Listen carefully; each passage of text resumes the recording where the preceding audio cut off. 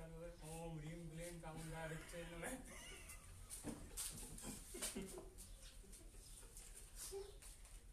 तो ये ना लोग क्लास में लेते हैं।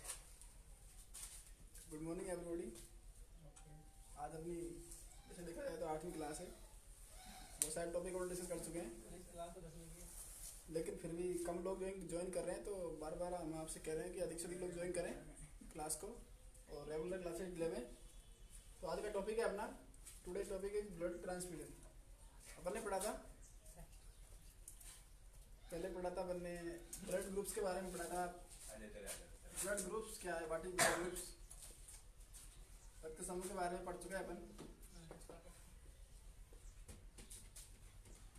ब्लड ग्रुप जो होते हैं वो काले लिस्ट में 4 प्रकार के होते हैं, ए बी, ए बी और ओ। कार्ल लैंडस्टर के द्वारा में खोज की गई थी, और इनके बारे में बात कर रहे थे अपन। लेकिन सारी बातें कर चुके हैं अपन ने, कौन सा रक्त समूह वाला किसको रक्त दे सकता है, किसका रक्त ग्रहण कर सकते हैं। उसके बाद में सारी बातें कर ली थी अपन ने। एक और चीज पढ़ी थी यहाँ पर, रक्त समूह इनके अलावा ए बी इनके अतिरिक्त एक और रक्त समूह पाया जाता है। रक्त समूह में जो प्रतिजन होता है वो पाया जाता है RH कारक, RH फैक्टर। उसके बारे में भी अपन पढ़ चुके हैं। तो RH फैक्टर के ऊपर जो एक इम्पोर्टेंट कंडीशन है वो अपन पढ़ा था अपन ने, उसे बोलते हैं एरिथ्रोब्लास्टोसिस फेटालिस, गर्भ रक्ताणु कुरता। उसके बारे में पढ़ चुके हैं, बहुत ही इंपॉर्टेंट टॉपिक था वो। और उसका जो भी ट्रीटमेंट होता है, इलाज होता है, वो भी अपन पढ़ चुके हैं। NT-DRH या रोगाम 300 माइक्रोग्राम प्रति 2 ml या फिर 1500 इंटरनेशनल यूनिट उसका डोज होता है, वो आपको पता है। तो ये रक्त समूह के बारे में था। ए बी ओ ये ग्रुप होते हैं प्रतिजन प्रत्यक्ष की उपस्थिति के आधार पर इनके प्रकार होते हैं। उसके बाद अपन ने ज्ञात किया था कि RH कारक जो होता है, RH फैक्टर जो होता है 417 एमिनो अम्लों का बना हुआ, 417 एमिनो अम्लों का बना हुआ एक प्रतिजन होता है। और उसी की उपस्थिति के कारण जिस व्यक्ति में वो उपस्थित होता है उसे RH पॉजिटिव या RH धनात्मक व्यक्ति कहते हैं। तथा जिस व्यक्ति में वो अनुपस्थित होता है उसे अपन RH नेगेटिव या RH ऋणात्मक व्यक्ति कहते हैं। ठीक है, यहाँ तक पढ़ा था अपन ने। और ये अपन ये पढ़ा था RH कारक जो होता है उसमें एक RH जो प्रतिजन होता है वो बहुत इंपॉर्टेंट होता है। और उसके बाद अपन देखा था कि जो RH है उसकी इंपॉर्टेंस क्या होती है, कैसे वो जरूरी है उसका मिलान करना, किस व्यक्ति को रख दे सकते हैं। अपन ने पढ़ा था कि RH नेगेटिव वाला व्यक्ति RH पॉजिटिव वाले को रख दे सकता है, लेकिन RH पॉजिटिव वाला व्यक्ति RH नेगेटिव वाले को रख नहीं दे सकता है। बहुत ही इंपॉर्टेंट कंडीशन थी ये, उसके बारे में बात कर चुके थे अपन। रक्त समूह के बारे में सारा पढ़ लिया अपन ने। अब देखो नेक्स्ट टॉपिक जो है अपना है ब्लड ट्रांसफ्यूजन, रक्तदान। पहले भी इसके बारे में अपन पढ़ चुके हैं। रक्तदान मतलब रक्त का आदान प्रदान। एक किसी जरूरतमंद व्यक्ति को, किसी बीमार व्यक्ति को उसके स्वास्थ्य लाभ हेतु किसी दूसरे व्यक्ति का दिया हुआ रक्त देना, चढ़ाना, उसे कहते हैं अपन रक्तदान। सर्वप्रथम जॉन डीन बैप्टिस्ट नाम के वैज्ञानिक थे, जॉन डीन बैप्टिस्ट, उन्हीं के द्वारा सर्वप्रथम रक्तदान किया गया था। और उनके द्वारा जो रक्तदान किया गया था वो एक जानवरों पर एक प्रयोग किया गया था, भेड़ का रक्त चढ़ाया गया था। तो उसमें उन्होंने देखा कि उन जानवरों में जो कि बिना किसी जांच के, बिना किसी रक्त समूह की जांच के रक्त का आदान प्रदान कर दिया गया था, इसलिए वो जानवर की मृत्यु हो गई थी। तो उसके बाद उन्होंने देखा कि ऐसा क्यों हो रहा है। तो उसके बाद उन्होंने रक्तदान का महत्व क्या होता है, ब्लड ट्रांसफ्यूजन क्या है, उसके बारे में बात करी, समझाया उसके बारे में। उसके बाद में जाके ये सारे टॉपिक्स जो हैं उनके बारे में पता लगा कि भाई रक्तदान क्यों जरूरी है, रक्तदान के लिए कौन कौन सी चीज़ें ज़रूरी है, कौन कौन सी चीज़ों का ध्यान रखना चाहिए। तो वो सब पढ़ेंगे अपन यहाँ पर। तो पहला टॉपिक लेते हैं आज का, ब्लड ट्रांसफ्यूजन, रक्तदान। रक्तदान क्या है, कैसे करते हैं, कौन इंपॉर्टेंस है, कैसे क्या जरूरी है।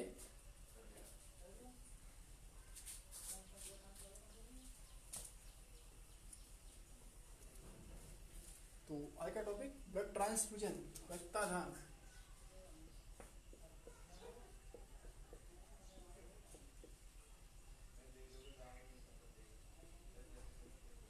रक्त प्लस आधान, रक्तदान मतलब किसी व्यक्ति को रक्त का देना या किसी व्यक्ति का रक्त लेना, दोनों चीजें इसमें आ गई, उसे बोलते हैं रक्तदान।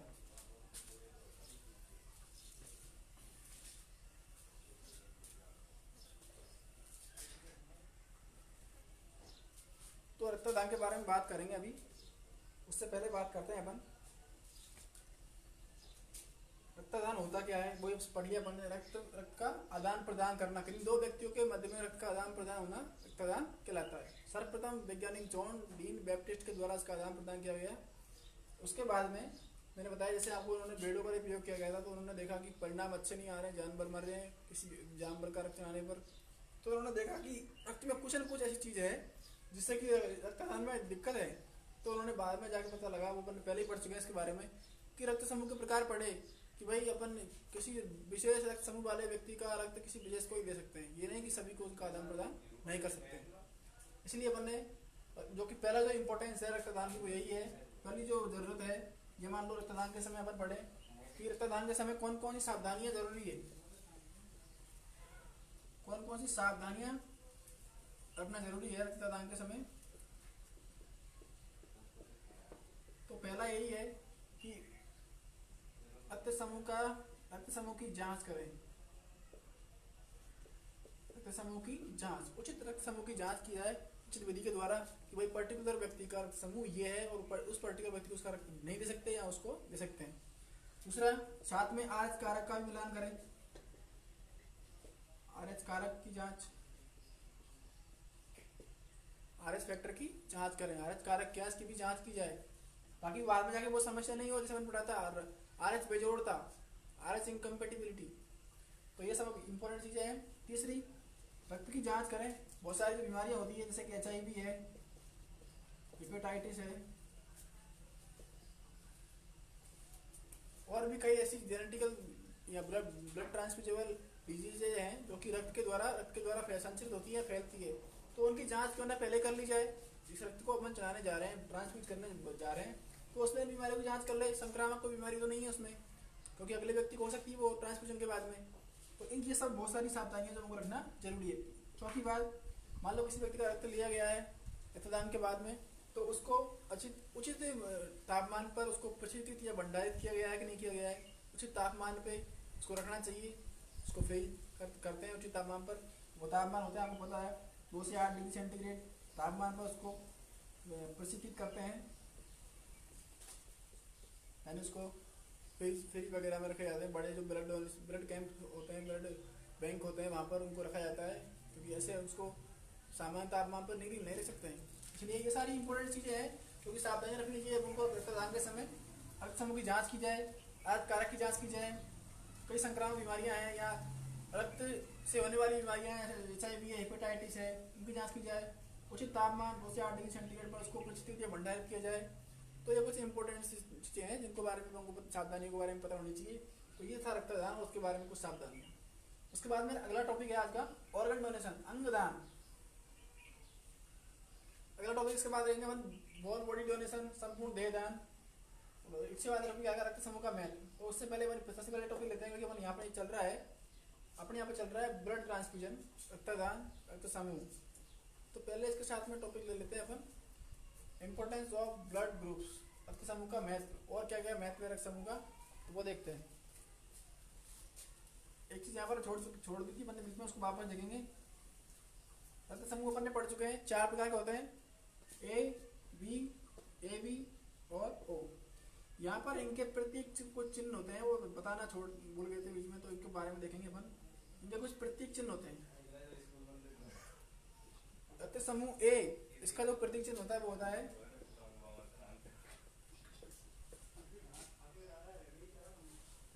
रक्त समूह B का होता है, रक्त समूह AB का होता है, रक्त समूह O का होता है। तो इन रक्त समूह का उपयोग करके अपन बहुत सारी जो ऐसे देखा जाए तो पहले जो इम्पोर्टेंस है रक्त समूह का महत्व, पहला है अपन पैतृकता संबंधी विवादों का निवारण कर सकते हैं। पैतृकता संबंधी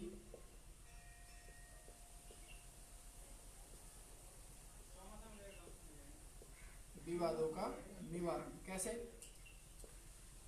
कई बार ऐसे केस आते हैं, जुडिशियल या न्यायिक केस होते हैं, जिनमें कि ये नहीं पता होता है कि ये बच्चा किसका है, किसी भी कारणवश, चोरी के फलस्वरूप या किसी भी दुर्घटना के फलस्वरूप। तो उसमें क्या होता है, मान लो माँ बाप का पता है, तो दोनों माँ बाप का रक्त समूह अपन जांच करते हैं प्रतीक चिन्हों की सहायता से। और अपन उनसे ये पता लगा सकते हैं कि पर्टिकुलर बच्चा उनका है या नहीं है। तो वो कैसे करते हैं, तो बहुत ही इंपॉर्टेंट है। तो पहली चीज ये देखिए, पैतृकता मतलब माता पिता का जो जो चुनाव करते हैं उसके हिसाब से ये पर्टिकुलर बच्चा किस संपत्ति का है। तो पैतृकता संबंधी बातों का निवारण करने के लिए रक्त समूह का बहुत बड़ा महत्व है। वो कैसे है वो देखिए, माना कि एक फादर है, एक पिता है, उसका रक्त समूह है ए, एक माता है उसका रक्त समूह है बी। तो बताओ पिता का जो प्रति हुआ वो क्या हुआ, ये आई ए, माता का क्या हुआ आई बी आई। अब अपन को पता लगाना है एक पर्टिकुलर बच्चा है उसका रक्त समूह है ओ, एक बच्चा है उसका रक्त समूह कैसा है, बच्चे का रक्त समूह है ओ समूह वाला। अब हमको पता लगाना है एक पिता है उसका रक्त समूह है ए, माता का है बी। अब हमको ये पता लगाना है पर्टिकुलर बच्चा इन माता पिता का है या नहीं है। तो देखिए अब हम पता कैसे लगाएंगे, अपन जेनेटिक्स पढ़ेंगे, अनुवांशिकी पढ़ेंगे, मंडल के अनुवांशिकता के नियम पढ़ेंगे, वहां पर संकरण कराया जाता है, क्रॉस कराया जाता है। वो कैसे यहाँ पे शॉर्ट में पढ़ते हैं, बाद में जाके पढ़ेंगे विस्तार से जेनेटिक्स में। लेकिन यहाँ देख सकते हो आप कि अब जैसे इनका संकलन कराया जाए, पहला इस तरह से कराते हैं, ये आ गया आई ए आई बी, दूसरा ये भी आई ए आई बी, तीसरा फिर ये आई ए आई बी, चौथा फिर ये आई ए आई बी। यहाँ पर आप रक्त समूह का पता लगा सकते हो कैसे भाई, जैसे इसका रक्त समूह आया आई ए आई बी, तो कौन सा हो गया, ये हो गया ए बी। वाकई नहीं हुआ ये भी, मैंने पढ़ा था ये भी जो होता है, जैसे मैंने याद पढ़ा था अभी मैंने बता दिया है। जैसे ए का जो समूह, ए का जो प्रतीक होता है वो होता है आई ए, बी का होता है आई बी, ए बी का होता है आई ए आई बी, ओ का होता है आई ओ। बताओ यहाँ पर कौन कौन सा मैच हो रहा है, आई ए आई बी मतलब कौन सा है, ए बी, ये भी ए बी, ये भी ए बी और ये भी ए बी। तो बताओ रक्त समूह पिता का ए, माता का बी, तो यहाँ पर बताओ समस्त जो बच्चे हो सकते हैं वो कौन से होंगे, ये मतलब केवल ए बी ग्रुप वाले होंगे। इसके अलावा कोई भी बच्चा किसी अलग ग्रुप का पैदा नहीं सकता। अगर कोई दंपति जबरदस्ती हक जमा रहा है कि मेरा ये बच्चा है किसी चोरी के फलस्वरूप, तो वो न्यायिक केसों में भी इसका उपयोग किया जाता है, कोर्ट के द्वारा भी किया जाता है। तो यहाँ पर ये बहुत ही इंपॉर्टेंट चीज़ है, यहाँ पर बहुत बड़ा महत्व है इसका। तो पहली चीज़ ये है। अब बताओ आपको पता कि बच्चे का रक्त समूह ओ था, रक्त समूह ओ वाला बच्चा इनके उत्पन्न हो नहीं सकता। तो इस तरह पैतृकता संबंधी विवादों का निवारण करने के लिए रक्त समूह का उपयोग किया जाता है। तो इस तरह दूसरा उदाहरण में आप कोई सा एग्जाम्पल दे सकते हो कि ऐसा होता है या नहीं होता है।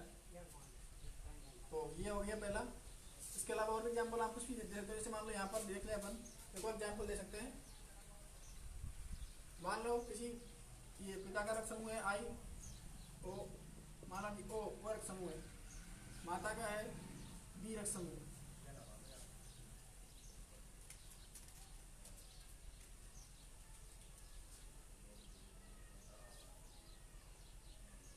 तो अब अगर मान लो किसी बच्चा है उसका रक्त समूह ए बी है, अब उनको पता करने को बोला जाए कि आप पता करके बताइए कि ये इनका बच्चा है या नहीं है। तो अपन यहाँ पे क्रॉस कराएंगे, इसका देखेंगे।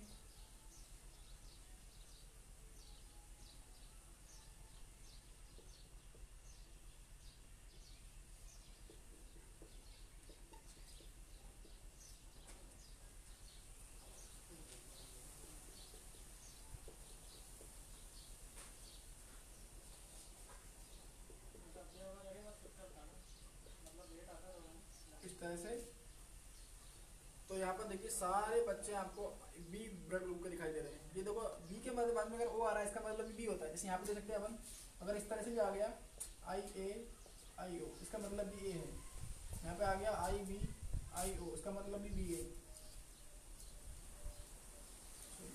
हाँ, और ये यहाँ पे अगर आ गया एक में तो दोनों आएगा आई ए और आई बी, और ओ में यहाँ पर दोनों जगह ओ आना जरूरी है। तो इस तरह से यहाँ पर बी का मतलब भी क्या है, ये तो यहाँ पर भी इसका मतलब क्या हो गया बी, यहाँ पर भी बी, यहाँ पर भी बी, यहाँ पर भी बी। तो बताओ यहाँ पर ए वाला बच्चा इनका हो सकता है क्या, नहीं, कभी नहीं। तो ये बहुत बहुत इंपॉर्टेंट टॉपिक है, ये समझ में आया होगा आपके, ध्यान रखिए इसको। दूसरा है, पहला हो गया ये, दूसरा जन्मजात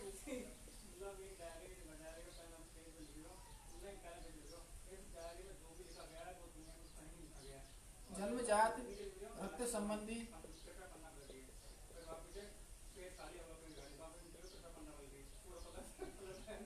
बीमारियों का इलाज करने में जीन संबंधी, तो कई ऐसी अनुवांशिक बीमारियां होती हैं जो कि रक्त के द्वारा पीढ़ी दर पीढ़ी चलती जाती है। तो क्यों ना अपन जो है कि उन जन्मजात बीमारियों का रक्त समूह का पता लगा करके, कुछ उन जीन का पता लगा करके उस रक्त समूह से इस बीमारी को निकाल सकें, उसका पता लगा सकें। तो ये बीमारी कैसे पता लगती है, वो ये अपन को रक्त समूह के द्वारा पता रहेगी। रक्त समूह का अध्ययन करेंगे अपन, तो अपन पता कर सकते हैं कि भाई बीमारी पीढ़ी दर पीढ़ी फैल रही है रक्त के द्वारा, तो उनका निवारण करने के लिए, उनका इलाज करने में, उनका पता लगाने में अपन काम ले सकते हैं इसको। तो ये भी इसका एक और इम्पोर्टेंस है, महत्व है। तीसरा एक और है, रक्त समूह के द्वारा, वो अपन को पता ही है कि रक्तदान करते समय, रक्तदान के समय, रक्तदान में महत्व, आपको पता है, अपन आपको रक्त समूह का पता लग गया है, रक्त समूह का पता लगा लिया अपन एक बार, तो ब्लड ट्रांसफ्यूजन करना, रक्त का आदान प्रदान करना आसान है। जैसे मैंने पढ़ लिया कि ए वाले रक्त समूह को दे सकता है, तो दे सकता है, ओ वाला सभी को दे सकता है, तो दे सकता है, ए बी वाला सभी का रक्त ग्रहण कर सकता है, तो कर सकता है। ये उनको पहले से पता है, अपने अध्ययन किया हुआ है, इसलिए उनको सुविधा हुई कि नहीं हुई। ये इसका इंपॉर्टेंस है, रक्तदान में इसका महत्व है। तो ये कुछ इंपॉर्टेंट चीजें हैं उसके बारे में। अब अगला टॉपिक लेते हैं अपन, टॉपिक अगला है ऑर्गन डोनेशन, अंगदान।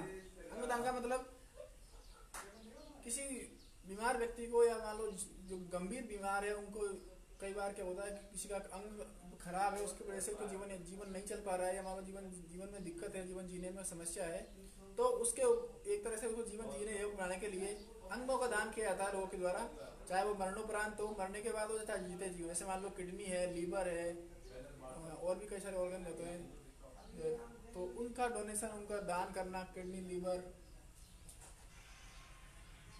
तो वो यहाँ पर दान करते हैं। तो किसी व्यक्ति को उनका ट्रांसप्लांट करना बोलते हैं उसको, तो जब उसको उसका अंग मिल जाता है, तो वो अपने जीवन का जो कार्यशैली उसको उचित तरह से जी सकते हैं। तो वो एक इम्पोर्टेंस है अंगदान। तो अंगदान मतलब ऑर्गन डोनेशन।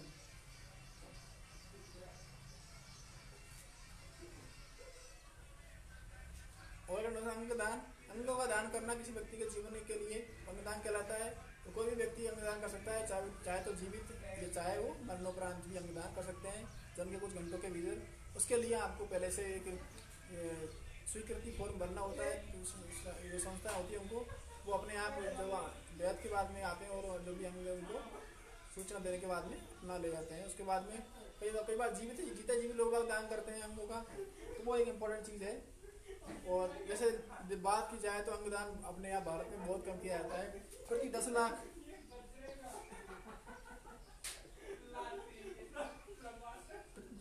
व्यक्तियों में भारत में देखा जाए तो इनकी जो दर है वो 0.8 है मात्र। प्रति 10 लाख व्यक्तियों में देखा जाए तो अंगदान की दर भारत में 0.8 है ओनली, बाकी विदेशों में ये 10 से 30 है। तो हम इसमें बहुत पीछे हैं, तो इसलिए हमें जरूरत है अंगदान की। क्योंकि आपको पता है एक व्यक्ति का अंगदान के द्वारा कम से कम 50 लोगों को जीवन यापन दे सकता है।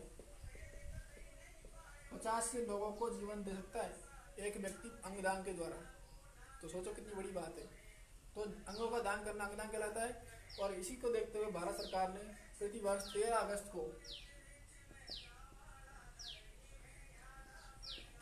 को ऑर्गन डोनेशन डे,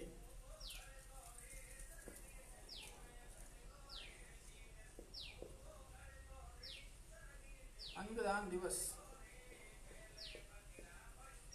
13 अगस्त को अंगदान दिवस मनाया जाता है। इसी के लिए कि लोगों में जागरूकता पैदा की जाए, अंगदान किया जाए। तो अंगों का दान करना अंगदान कहलाता है। और ये बहुत ही जरूरी है किसी के जीवन को बचाने के लिए। आँख का जो कॉर्निया होता है उसका भी दान किया जाता है, मरणोपरांत भी करते हैं लोग बाग।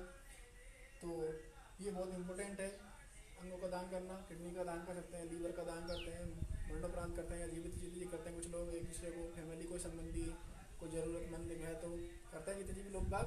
तो बहुत इंपॉर्टेंट चीज़ है ये। तो ये है अंगदान। अगला है इम्पोर्ट ये whole body donation. Whole body donation मतलब संपूर्ण देह का दान। अंगदान के बाद में बात करें तो पूरी देह का, पूरे शरीर का भी दान किया जाता है, उससे बोलते हैं देह दान। और बहुत ही इंपॉर्टेंट है, मरने के बाद में अगर आप देह का दान कर रहे हैं तो वो भी बहुत सारे लोगों को जीवन दे सकता है। कम से कम 50 लोगों, कम से कम 50 लोगों को जीवन यापन मिल सकता है उससे। तो बहुत सारे अंग उसमें होते हैं काम के, किसी को जो भी जरूरत हो उसके हिसाब से अपन उनको ट्रांसप्लांट कर सकते हैं और कई लोगों की जान बचा सकते हैं। तो देह दान कहलाता है, उसको बोलते हैं देह दान। मरने के बाद में आप घोषणा करते हैं कि मरने के बाद में मेरा जो शरीर है उसका मैं देह दान की घोषणा करते हैं कई लोग ऐसे। तो वो क्या होता है, उसका इम्पोर्टेंस है आज के टाइम में। क्या इम्पोर्टेंस देह दान की? आज के टाइम में जो मेडिकल स्टूडेंट्स होते हैं, मेडिकल स्टूडेंट्स, चाहे वो नर्सिंग स्टूडेंट्स हो,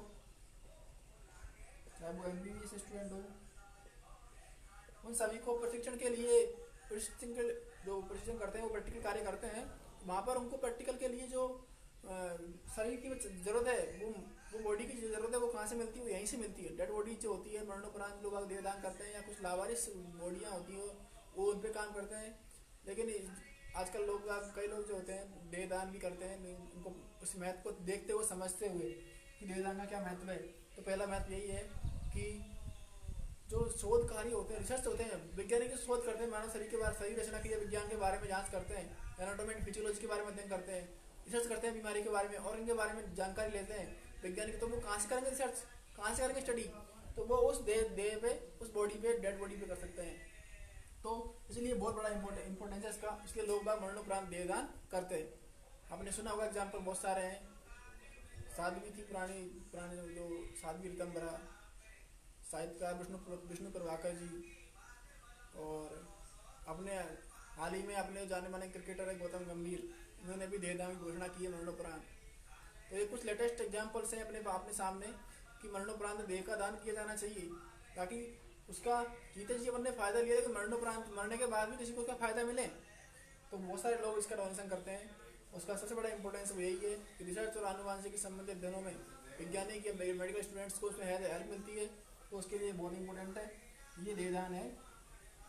और ये अपना टॉपिक सारे बटन हो चुके हैं। यहाँ पर ब्लड ट्रांसफ्यूजन के बारे में बात करी, ऑर्गन डोनेशन किया अपन ने, ड्यूअल बॉडी डोनेशन किया, इंपॉर्टेंस ऑफ ब्लड ग्रुप्स, ये सब पढ़े अपन ने। तो ये आज का टॉपिक यहाँ खत्म करते हैं अपन। आपको पता है पूरे टॉपिक में अपन ने देख लिया है। अपन ने पढ़े थे ब्लड ग्रुप्स, रक्त समूह के बारे में बात करी थी। रक्त समूह जो होते हैं प्रतिजन व प्रतिरक्षी की उपस्थिति के आधार पर होते हैं 4 प्रकार के, AB और O। उसके अतिरिक्त एक और प्रतिजन होता है, वो होता है RH प्रतिजन। 417 एमिनो अम्लों का बना हुआ एक प्रतिजन होता है। उसकी सर्वप्रथम खोज मकाका रिसर्च नाम बंधन की गई, इसलिए उसका नाम पड़ा RH फैक्टर या RH कारक। उसके बाद में मैंने बात करी RH के फैक्टर के ऊपर मैंने एक कंडीशन पढ़ी थी, उसका नाम था RH इनकम्पेटिबिलिटी, RH बेजोड़ता। उसके ऊपर डिपेंडेबल एक कंडीशन थी, उसका नाम था इरिथ्रोब्लास्टोसिस फेटालिस, गर्भ रक्ताणु कोरकता। और वो क्या होती है, RH में RH की जो बेजोड़ता होती है, RH पॉजिटिव और नेगेटिव में, उसके कारण होती है। उसका उपचार अपन पढ़ चुके हैं, anti D, RH anti D का जो उपयोग करते हैं अपन। वैक्सीन होता है, टीका होता है, वो उसकी मात्रा हो पता है 300 माइक्रोग्राम प्रति 2 ml में, या फिर 1500 इंटरनेशनल यूनिट उसका बच्चे के जन्म के 72 घंटे के अंदर माँ को लगाया जाता है। तो वो उसका उपचार था। उसके बाद पढ़ा था हमने ब्लड ट्रांसफ्यूजन, रक्तदान। रक्तदान प्रदान करना रक्तदान कहलाता है, रक्तदान कहलाता है। और वो कैसे करते हैं, उसके लिए क्या क्या जरूरी, क्या क्या सावधानी रखनी चाहिए, पढ़ चुके हैं अपन यहाँ पर कि भाई पहले रक्त समूह के बारे में अध्ययन करें। रक्त समूह के बारे में पता होना चाहिए अपन को कि रक्त समूह पर्टिकुलर होती है कौन सा है, अपन दे रहे हैं उसका कौन सा है। उसके बाद में RH का मिलान करें, RH दोनों का समान है कि नहीं है। और उन सबके मिलान के बाद में अपन कई आनुवांशिक संबंधी बीमारियां हैं या मान लो रक्त के द्वारा फैलने वाली बीमारियां हैं, उनके बारे में पता करें, जांच करें। HIV है, हेपेटाइटिस भी है, किसी उस रक्त में है तो नहीं है, उसके बाद जाकर अपन उसको चला सकते हैं। तो आज के लिए इतना काफ़ी है। नेक्स्ट क्लास मैं आपको बता दे रहा हूँ, इंग्लिश की होगी। नेक्स्ट क्लास जो है अभी सर आज अवेलेबल हुए हैं कि आप जब जो भी सर हैं आप अभी सीधा लाइव देखिएगा। तो क्लासें इंग्लिश की होगी, तो सभी स्टूडेंट जहाँ से जुड़े, पहली क्लास है आज, तो अधिक से अधिक संख्या में जुड़ने की कोशिश करें। साइंस की क्लास खत्म हो रही है यहाँ पर, उसके बाद में इंग्लिश की क्लास होगी, तो ध्यान रखिए। इसके बाद में मैथ का शेड्यूल पहले की तरह ही है, तो बने रहिए लाइव में। धन्यवाद, थैंक यू।